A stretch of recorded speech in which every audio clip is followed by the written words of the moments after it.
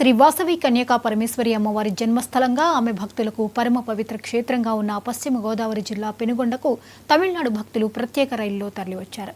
ఈసారి ఈ ఉత్సవాలను రాష్ట్ర ప్రభుత్వం గుర్తించడం, ముఖ్యమంత్రి స్వయంగా అమ్మవారికి పట్టు వస్త్రాలు సమర్పించడం తెలిసిందే. ఈ నేపథ్యంలో దక్షిణ మధ్య రైల్వే వారి భారత్ గౌరవ టూరిస్ట్ పేరుతో కేటాయించిన ప్రత్యేక రైలు ఈ యాత్రను సాకారం చేసిందని తమిళనాడు భక్తులు చెబుతున్నారు.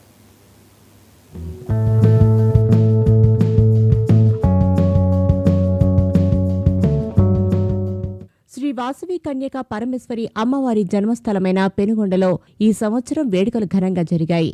ఇందులో భాగంగా శ్రీ వాసవి కన్యకా పరమేశ్వరి 90 అడుగుల పంచలోహ విగ్రహ క్షేత్రం కొలువైన వాసవి ధాంలో 2 రోజుల పాటు వివిధ రకాల హోమ ద్రవ్యాలతో మహాచండీ హోమం, అభిషేకాలు, పూర్ణాహుతి పూజాధికాలు జరిగాయి. ఆ తర్వాత అమ్మవారిని పెనుగొండ పురవీధుల్లో వైభవపేతంగా ఊరేగించారు. ఈ విశేషమైన కార్యక్రమంలో పాల్గొనడానికి తమిళనాడులోని సేలం నుంచి 1500 మంది భక్తులు దక్షిణ మధ్య రైల్వే భారత్ గౌరవ్ టూరిస్ట్ ప్రత్యేక రైల్లో వచ్చారు. ఎక్కడి నుంచి వచ్చారు మీరు? ఎక్కడి నుంచి వచ్చారు?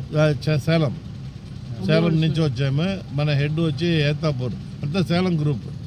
సేలం నుంచి ఇక్కడ పెనుగొండాల కన్యకా పరమేశ్వరి గుడికి ఇది జరిగింది, సండీ హోమం జరిగింది నిన్న. ఈ రోజు మొత్తం పూజ అంతా జరిగింది. దానికి ఈవినింగ్ సత్తాపరణం అంతా జరిగింది. దానికంతా మా తౌలు వాస్యాన్ని కోసం మేమంతా వచ్చాము. ఇక్కడ వచ్చి 1500 అన్ని మందిలో వచ్చి ఉండేము. తమిళనాడుతో పాటు కర్ణాటక నుంచి కూడా భక్తులు పెద్ద సంఖ్యలో వచ్చి అన్ని రకాల పూజల్లో పాల్గొన్నారు. ఈ పూజలు ఎంతో సంతృప్తికరంగా సాగినట్టు బెంగళూరుకు చెందిన మహిళా భక్తురాలు చెప్పారు. అందరికీ నమస్కారం.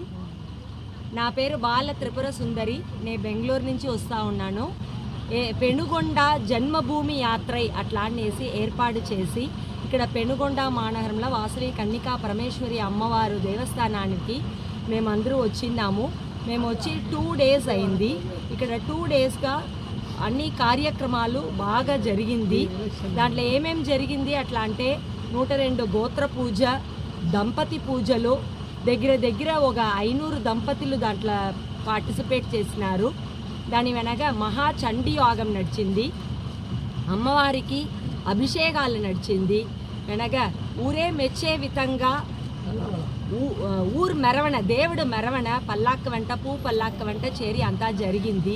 ప్రత్యేక రైలులో వచ్చి అన్ని రకాల పూజలు ముగించుకున్నామని మరో యాత్రికుడు సంతృప్తి వ్యక్తం చేస్తున్నారు. జై వాసవి తమిళనాడు ఆర్యవైశ్య మహాసభ సేలం మావటం సార్బుగా వాసవి జన్మభూమి యాత్ర అలానేసి తిట్టు సేలం సభా కట్టల నుంచి అందరమే వచ్చి మేము ఈ యాత్ర கிளம்பித்திமே. ఓ ఫుల్ ట్రైన్, தனி ட்ரெயின் 690 பேர், சவுத் ஸ்டார் అలానేసి ట్రైన్ ఉடைய నేమ్.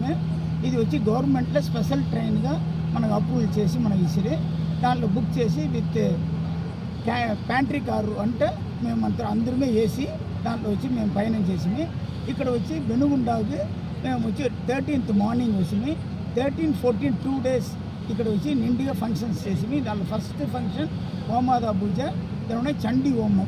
ఆ చండీ హోమం చెప్పవాలంటే మేము సేలం నుంచే ఐవారు వాళ్ళంతా కూర్చుని వచ్చి ఫుల్ గ్రాండ్గా 1 day ఫుల్ డే అయ్యాలి.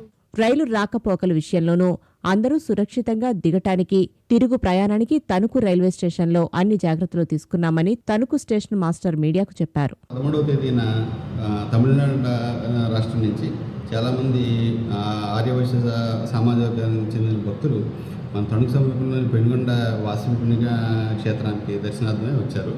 అంతా కూడా వాళ్ళు దాదాపు 1500 మంది వచ్చారు. అందరూ కూడా చండీ హోమం జరిగింది.